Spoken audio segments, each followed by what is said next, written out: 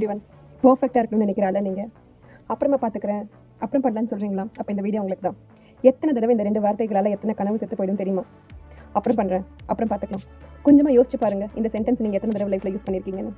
கொஞ்சமாக ரெடி ஆகிட்டு அப்புறம் பண்ணுறேன், கான்ஃபிடன்ஸ் வந்துட்டோம் அப்புறம் பண்ணுறேன், இன்னும் பெட்டர் எக்யூப்மெண்ட் வரட்டும் பண்ணுறேன், இன்னும் கொஞ்சம் லேர்னிங் இருக்கும் அப்புறம் ஸ்டார்ட் பண்ணிடுவேன் இந்த விஷயத்தை. ஆனால் லைஃப் உங்களுக்காக வெயிட் பண்ணாது. ஆப்பர்ச்சுனிட்டிஸ், டைம் இதெல்லாம் வெயிட்டே பண்ணாது. நான் பெட்டர் கேமரா, மைக்கு, செட்டப்பு இதுக்காகலாம் வெயிட் பண்ணியிருந்தா இன்றைக்கி உங்கள் முன்னாடி ஸ்க்ரீனில் இருந்திருக்கவே மாட்டேன்.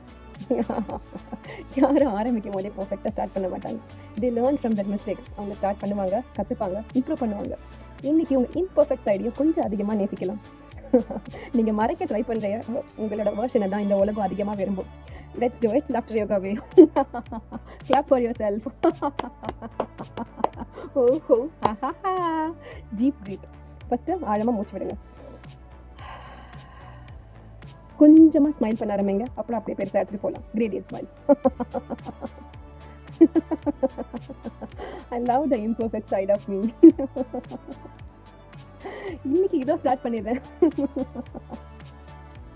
அப்புறம் ஒரு விஷயமே இல்லைங்க. Everything starts now. Very good, very good, ஏ. ஸோ நீங்கள் எத்தனை விஷயத்தை அப்புறம் பண்ணுறேன்னு தள்ளி போட்டுட்டீங்க? Comment below.